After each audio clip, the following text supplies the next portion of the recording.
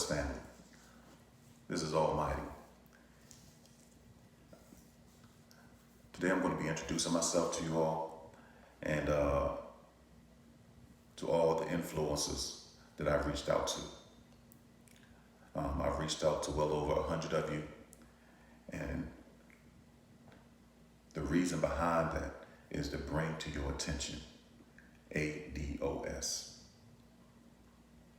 ADOS is an acronym for American Descendants of Slaves.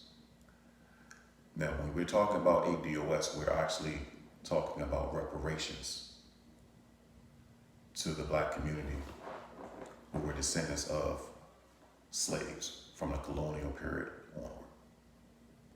So, to all the influencers that I reached out to, either in person, through email, through managers, through all these social media apps, the vast majority of your audience would be beneficiaries of reparations. Now, for this reparations bill to go through, or the ADOS to be recognized, we need to come together as a whole in the black community. We need to make this vote count.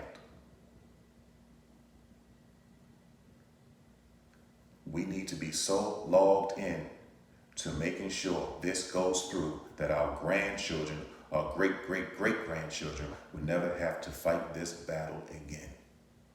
We're at a peculiar place in time where we can actually get this to go through right now. But we're going to have to come together on this one. We need to be so logged on that as a black community as a whole, we need to be willing to vote for Trump, to put Trump in office. We need to be willing to put Trump in office. Right now, it's looking like Trump's not gonna make it in. It's looking like Trump won't make it in. We come together and get a package for Trump. Get a package together. Push this reparations bill through. We'll get you in the office. We need to do business like that. And when I say reparations, I'm talking about trillions of dollars owed to the black community. Trillions. This money will be given to your children, their children, their children, their children, their children's children, your great-great-great-great-great-grandkids. They'll benefit off of this forever. And we have the opportune time to get that done right now. So in order for that to happen, guess what? We're going to need some good white people on board for this. We can't push them away with their racist rhetoric. So that's marching order number one. Tone it down. And that goes out to Antonio Moore and Yvette Carnell. And I say that respectfully. But the racist rhetoric, and I'm not saying what you're saying is right or wrong, but it's not the time for that. From now on, we're dealing with facts. Because I'm going to put some energy behind this movement. But in order for this to be effective, I'm not going to do this for no reason.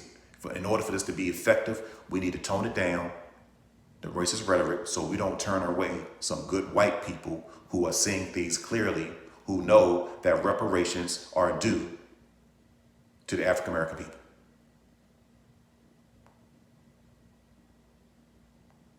Because we know the opposition, the first thing they're going to do is pull up sound bites of you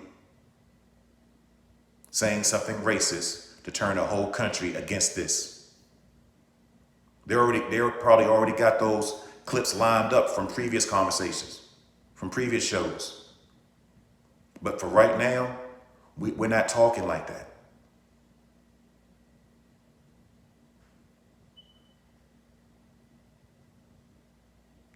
Because For this movement, I'm going to put myself on the line. I'm not going to do this for no reason. I'm going to do a 22-day fast without food or water on the streets of Washington, D.C., in front of the White House, until one of these candidates looks me in the eye and tells me that they're going to push reparations through.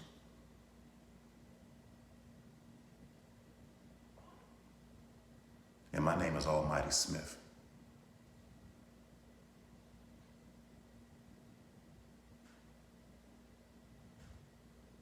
That's the last thing they want, is a black man by the name of Almighty withering away on the White House lawns. I'm going to put some energy behind this thing. But this is a peaceful fast. I've fasted before in the past, documented by my doctor. Documented. And I've done it for over 11 days on more than one occasion, without food or water. This is very similar to what Mahatma Gandhi did. And he was very effective. So this isn't crazy. This has been done before. Gandhi did it. And he did it for 22 days, excuse me. Back in the 1930s. I'm going to do that for this community. And for this to be effective, tone down the racist rhetoric. I'm not going to turn anyone away. Because believe it or not, everybody in the government is an evil. Every white person in the government is an evil. I can't do that. Just like every black person is not your brother.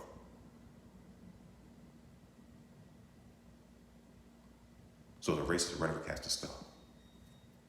And we need to hold those accountable who are speaking for ADOS.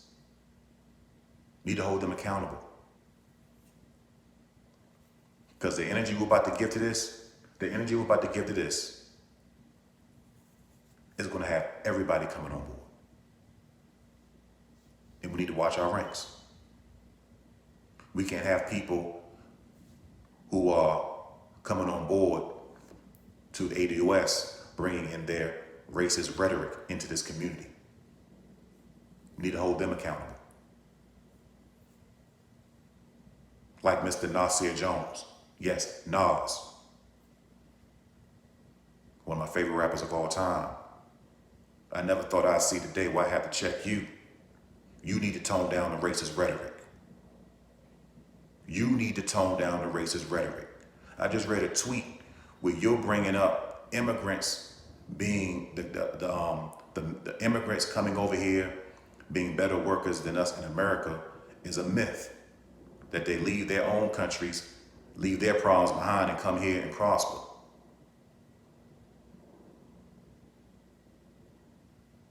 Off of the groundwork that black people did in this country.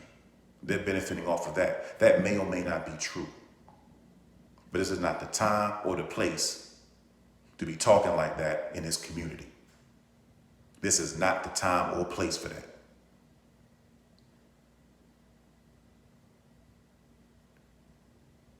A New York state of mind may not work in this ADOS community, sir.